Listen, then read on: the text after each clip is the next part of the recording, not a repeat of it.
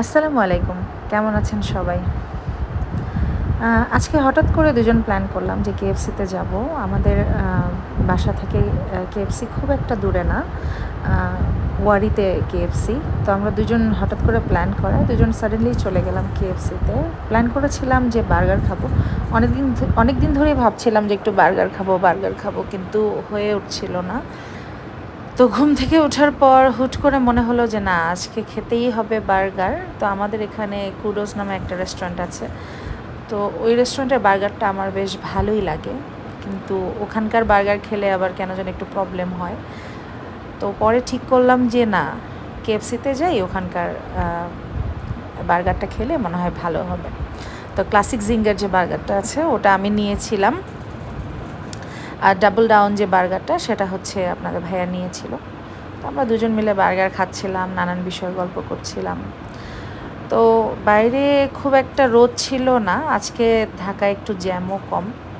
এমনিতে নর্মালি যে জ্যাম থাকে তার থেকে আজকে একটু কম ছিল।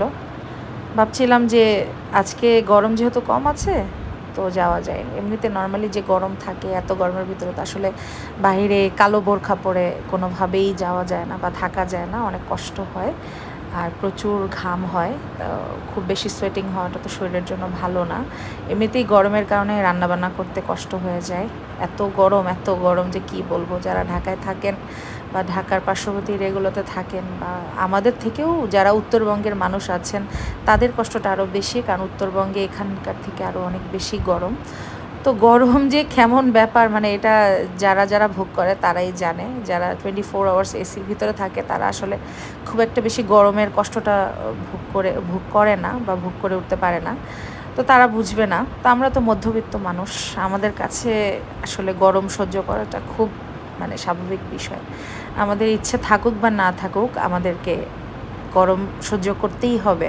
আর যারা গ্রামে থাকে তাদের তো সেখানে কারেন্টটাও ঠিকমতো থাকে না। আমার শ্বশুরবাড়ির এরিয়াতে ওখানেও কারেন্ট থাকে না শুনলাম। আর আমার বাবার বাড়ির এরিয়াতে সেখানেও খুব একটা বেশি কারেন্ট যে থাকে এরকম না।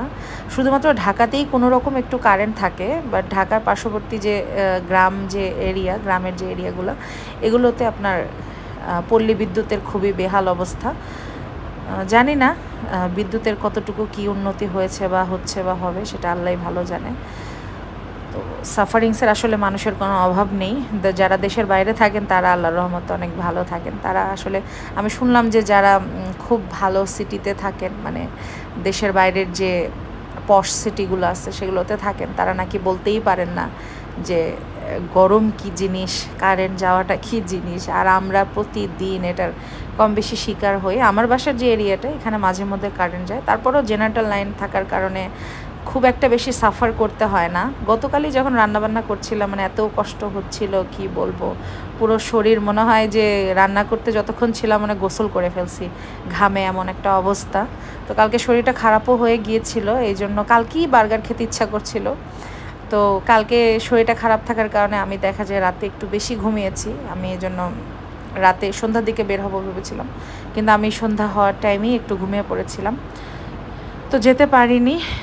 তারপর আজকে সুযোগ হলো, বার্গার খাচ্ছিলাম, অনেক গল্প করছিলাম আপনাদের ভাইয়ের সাথে। আমার হাজব্যান্ড খুবই কোঅপারেটিভ, যখনই যা বলি বা যে আবদারি করি সে খুব পোলাইটলি বা কুল একটা মানুষ, খুব পোলাইটলি সেটা রাখার চেষ্টা করে আমার আবদারটা। তো এখন একটু রিজো রাইস খাচ্ছিলাম। নর্মালি আমার ফ্রেশ টাইপের খাবার খুবই পছন্দ, আমি ফ্রেশ আইটেমগুলো খুব পছন্দ করি। আর কেএফসি সব থেকে পছন্দের খাবারই আমার রিজো রাইসটা।